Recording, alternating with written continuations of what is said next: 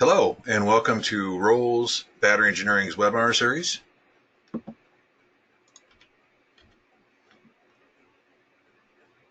I will make a hard copy of this and make it available on Google Drive for you. The link is http://tiny.cc/rolls share drive. You can click on this link if you download the hard copy, or if you want to send me an email at steve@surrett.com, I will be more than happy to share that link with you. My name is Steve Higgins. I'm the Technical Services Manager of Rolls Battery.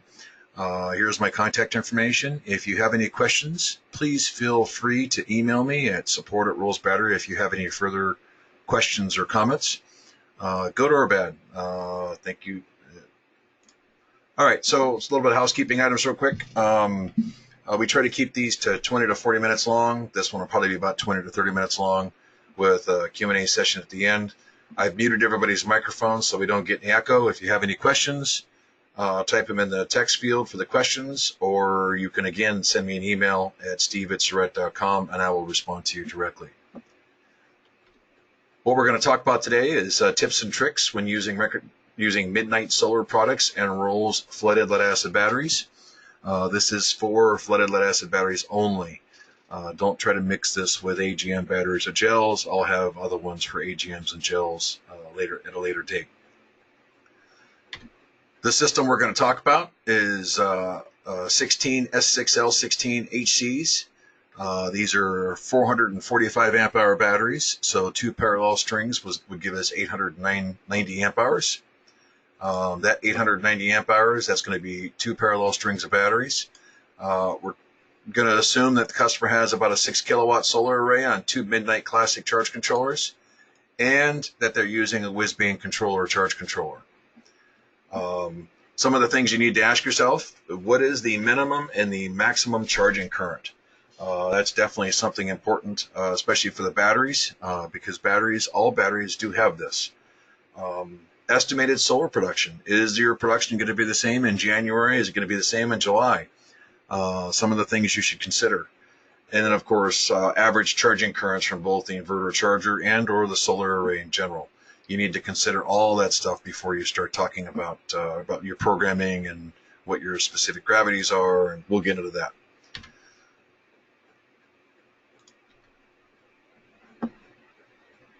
All right, so on S6L16HCs, these are flooded lead acid batteries. What is the minimum and the maximum charging currents for a typical flooded lead acid battery? Normally, if we were in a room full of people, I'd make you guys raise your hands, but I can't see anybody, so it won't matter. So minimum, maximum charging currents for flooded lead acid batteries.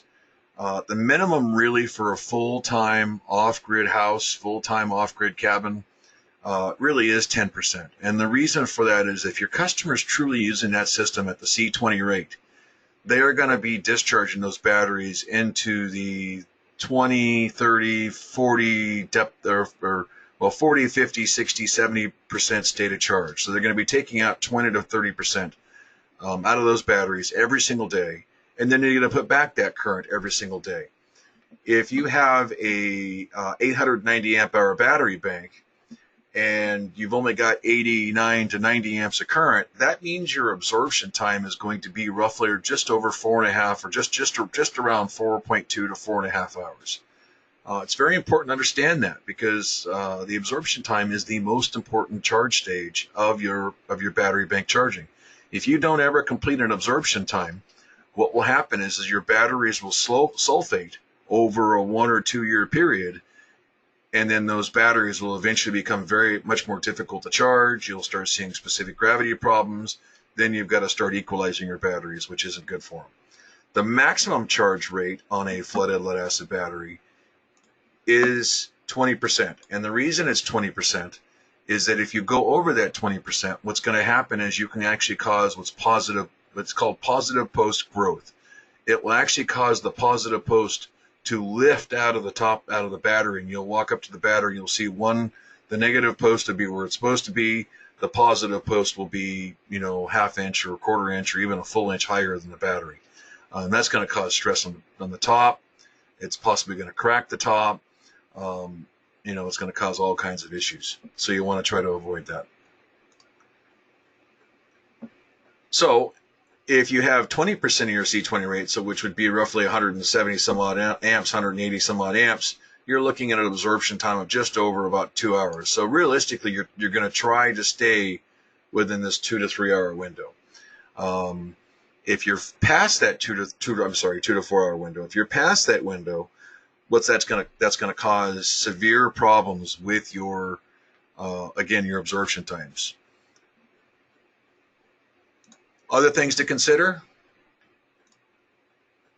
is your discharge rates. The discharge rates are going to affect how much time your customer has. For example, on this particular system, most renewable energy systems, you size your battery bank to the 20-hour discharge rate. So if you size it for a 20-hour discharge rate, that battery is a 445 amp hour battery. So that battery is a 445 amp hour battery, but that's only 22.25 amps of DC load. So if this is at a 48 volt system, 22.25 amps of load on a 48 volt system, that's only about a little over 1,000 watts of load that you're running. That 1,000 watts of load, if your customer's running more than that 1,000 watts of load, what it's going to do is it's going to make the battery appear smaller, and so that they're not going to get as much backup time. They're going to be using more and more of the battery, and that's going to cause accelerated failure of the batteries. So you want to make sure that if you're an installer, you want to make sure that you explain that to your client. If you're a client, you need to make sure that you understand the more load that you place in that battery, the less time you're going to have with that battery, both on each cycle and for overall life, because you're going to be discharging that battery further than it was originally designed for.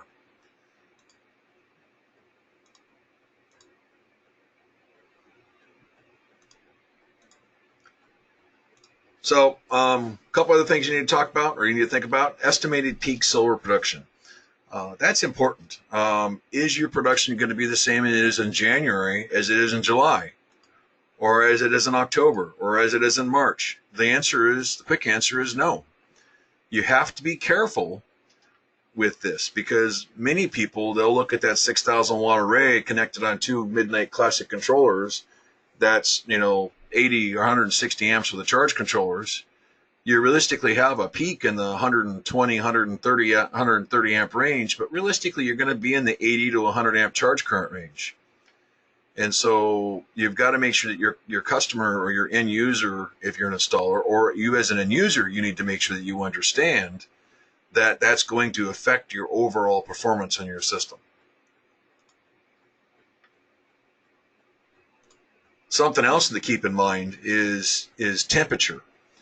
A battery, or not a battery, but a solar panel is going to lose 0.3% for every degree Celsius above 25 degrees Celsius. So if your panels are measuring 65 degrees Celsius, you're going to lose 12% of your production due to heat. Keep in mind, you're also going to lose production due to soiling. If there's any kind of dust or dirt or soiling on the panel, you're going to lose production due to cabling, how many connections you have. All that stuff causes losses. Generally, for your average solar array, your average losses can range between 15 and 30% for losses. So if you put in a 6,000 watt solar array, you're going to lose roughly between 800 to 1,500 watts worth of production on those panels just during your normal average daily use. Now, when those panels get colder, it acts in inverse. So you gain 0.3% for every degree Celsius below 25 C. And so that's where you've got to be careful with panels, because not only do you gain production, you lose voltage when they get hot, but you also gain voltage when they get cold. And that's why with most charge controllers, you can't string more than, really three, 40 volt controllers in series, because you get into a cold environment, especially up in northern Canada, Antarctica, even in the mountains places, some of these places in the mountains, you're going to have problems with keeping that voltage under the MPPT requirement.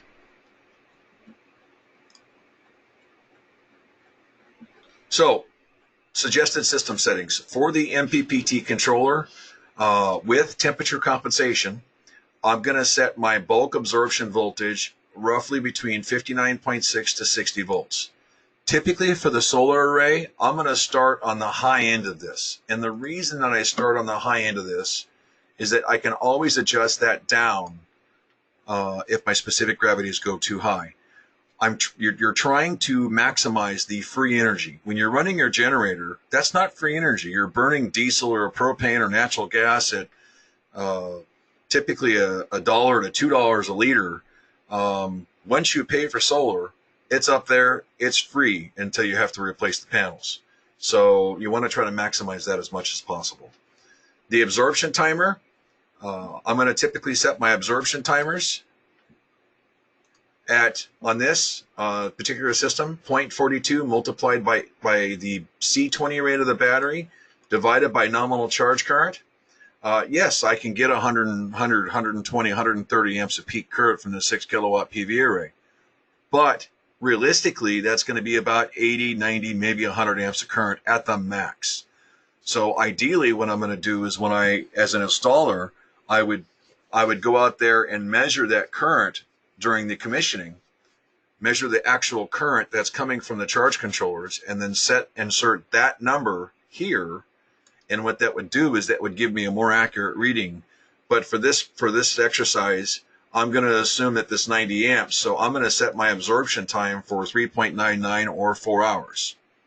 Okay, I'm going to ensure that my temperature compensation is set for flooded lead acid batteries, which is 5 millivolts per degree C per cell. That means on a 48 volt system, 5 millivolts multiplied by 24 cells to make a 48 volt system. There's 2 volts per cell, 24 cells makes 48. That's going to give me a temperature compensation value of 0.120 millivolts. So what that's going to do is as the battery temperature rises above 25 C, it's going to subtract 120 millivolts for every degree Celsius above 25. As the battery voltage cools below 25 degrees Celsius, it's going to add 120 millivolts for every degree Celsius above that 25.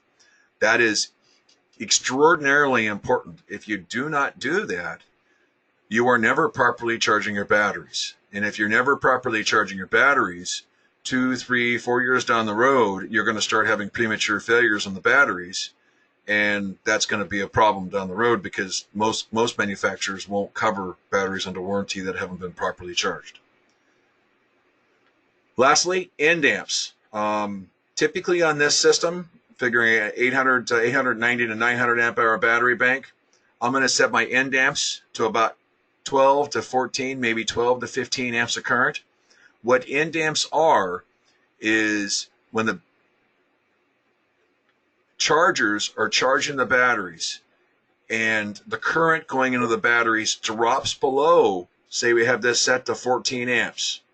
When the charging current drops below that 14 amps for a full 60 minutes, the batteries are full. They're not really accepting any more current, so you can terminate the charge. The one thing you have to be careful of is that most charge controllers, actually some charge controllers do not have a time parameter. And so after 1 or 2 minutes, it sees it drop down to 14 amps, and then it shuts off. Now, a load can cause that. If your batteries are charging at 20 or 30 amps and a big DC load or an AC load kicks on, and it starts drawing that power goes to the load instead of the batteries, that can cause a transient shut off of the charging, and that will cause a problem also. That'll exacerbate battery problems. So typically, I'm going to set this for about 1 to 1.5% of the battery bank capacity. If my customer is having a problem with getting to a full specific gravity, a full state of charge, then I'm going to disable end amps and set this to 0 on most charge controllers, and that'll make sure that the batteries do get a full 100% charge.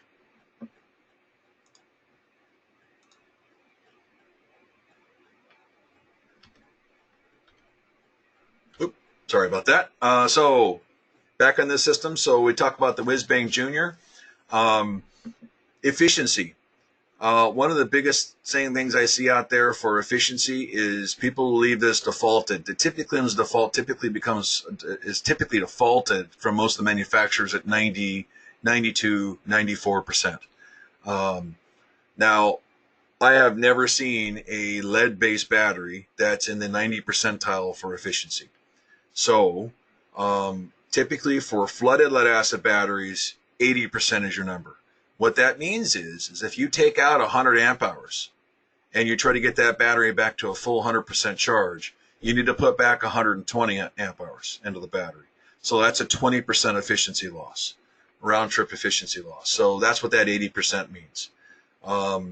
You can fine-tune that number. One of the other things that we also suggest is that after about 2 or 3 years, you can drop this by 1 or 2 percentage points every year after that, and that'll keep the amp hour capacity meter a bit more accurate, because as batteries age, after about 2 to 3 years, they start to age, especially if they've been used heavily, and then that'll tweak and try to keep your meter closer to accurate.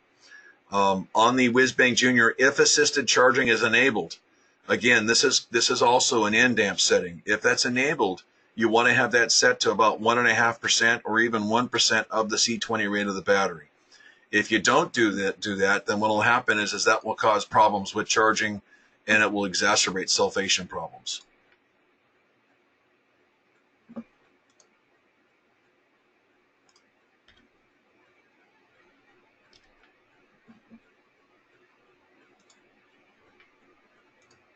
Okay, so at this point, you're basically done with programming the Wizbang Jr. and the Midnite charge controller. You're done, right? Yes, no, maybe? Well, you're not. The problem that most systems make, or most installers make, is they go out, they install a system, they drive away, they call it good. That's a serious issue, because if you're an installer, once you install an off-grid system, you're basically married to that client. And it's going to be important for you, it's going to be important for your company name, it's going to be important for your client to make sure that those batteries are getting properly charged on a regular basis. The only way to do that really is to look at a few things. And the number one thing is specific gravity. Okay? The measurement of specific gravity, what that is you are measuring how much sulfate is in the electrolyte versus how much sulfate that's on the plates. So as a battery discharges, the sulfate populates on the plates, attaches to the plates, and as you're charging, you're running electrons through the plates, and that's pushing that sulfate off of the plates back into the electrolyte. Okay? So when we ask what the specific gravity is, that's giving us an idea how much sulfate that's on the plates versus how much sulfate that's in the batteries. Now, most renewable energy solar batteries are spec'd out 100% capacity at a 1.280 specific gravity. While that is the spec, most renewable energy batteries, you want to operate those batteries at roughly 1.260 to 1.275 specific gravity. And the reason for that is if you are running higher specific gravities, you're going to get more capacity, but those batteries are going to burn out faster. So if you operate a little bit lower specific gravity, you're going to get much more life out of the batteries. Now, if we take this battery bank, for example, we have cells, we say we've got 12 cells on this specific gravity chart, 228, 225, 230, 235, 225. So they're all roughly around 65 to 70% state of charge. Basically, the batteries are all becoming undercharged. And so what's happening here is that your settings aren't quite right, or your customer is using the batteries heavier than what you anticipated.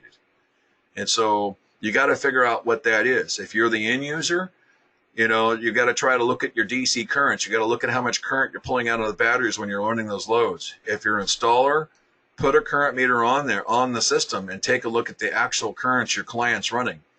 I try to stay away from trusting inverter manufacturers' current meters, because a lot of times it's just a measured resistance wire, very small uncalibrated wire in the charge controller that's measuring that current, or it's making a calculation based on the voltage and the amperage.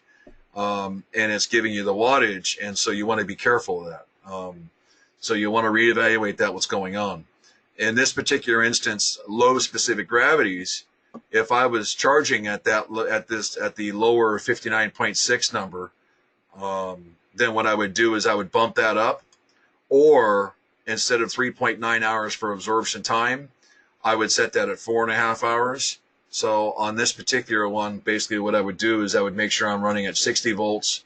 I would probably add 30 minutes to my absorption time, and I would probably dump my end damps at this point. I would probably make that a 0.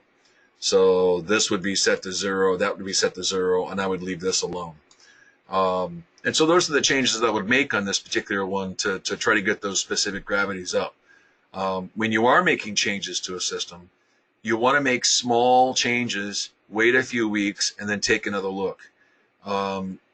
It's not going to react immediately. You may see an immediate change, but it typically with batteries, it can take 2 to 4 weeks for anything to really pop up.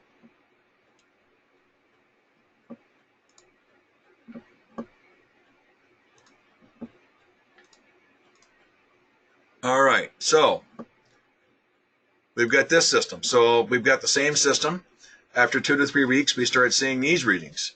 280, 290, 1300, 1310, 290. So we're starting to see a lot of high readings. Battery specific gravities are much like the Goldilocks and the Three Bears kids story. There's, the porridge was too cold, the porridge was too hot, the porridge was just right.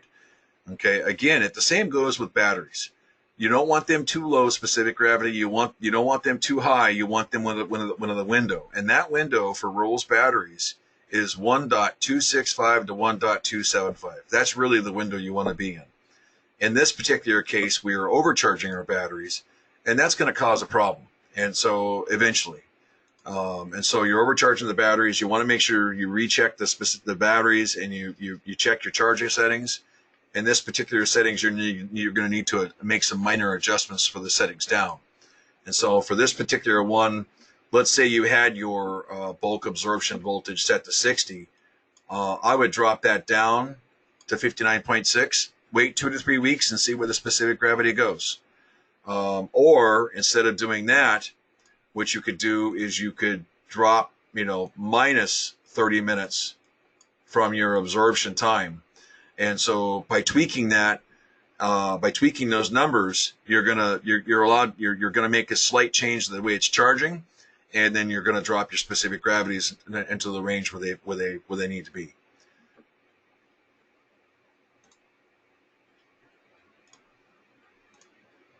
So at this point, I'm done with the webinar. Hopefully we kept it short enough for you to listen to. Actually, we're just under 25 minutes, which is great for most people. I don't see any questions at this point. So again, if you have any questions, please feel free to respond. Send me an email, steve@surrett.com. Or if you want, below, go ahead and post questions below on the YouTube site. If you have any questions, feel free to. If you liked it, like it, great. That's awesome. If you didn't like it, send me an email. Let me know what you didn't like about it, and I'll see if I can try to clear it up. All right. Well, thank you. Thanks for listening. Appreciate it. Have a good day.